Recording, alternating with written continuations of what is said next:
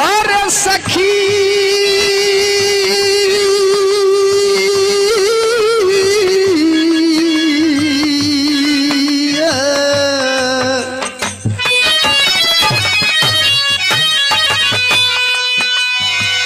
कलश बड़ी बुरी दशा रात का बात हो कहले रहल मास्टर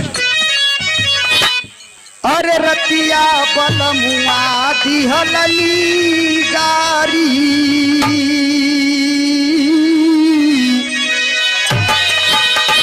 अरे रतिया बलमुआ देहलन गारी तरकारी खाती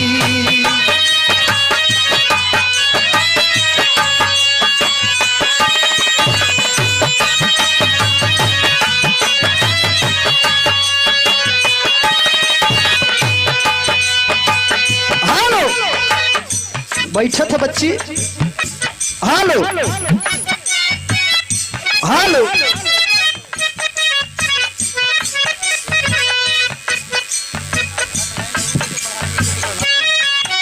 ये देखें हेलो ये शुरुआत के कड़ी में हमारे परम आदरणीय प्रभु फूफा जी की ओर से 51 रुपये का आशीर्वाद रहा। चरणों में नमन प्रणाम। जितने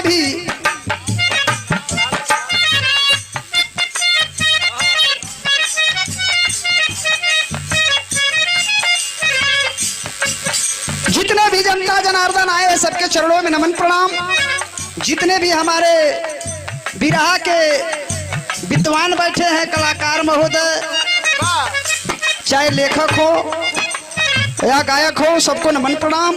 जो महान आत्मा आज हम लोगों के बीच में नहीं है मित्रों उस महान आत्मा के लिए परमात्मा से कामना है स्वर्ग में उच्च स्थान रहे। एक फूफा जी की ओर से 51 रुपये का आशीर्वाद चरणों में नमन प्रणाम। सब सकल पंच के प्रणाम बाबू। एक एक लाइन पर गौर हो।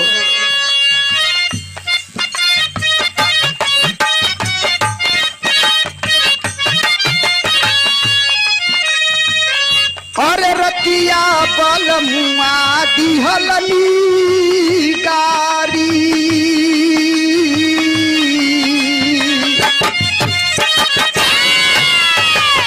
रतिया बलमुआ दिहलनु गारी तरकारी खाती रतिया बलमुआ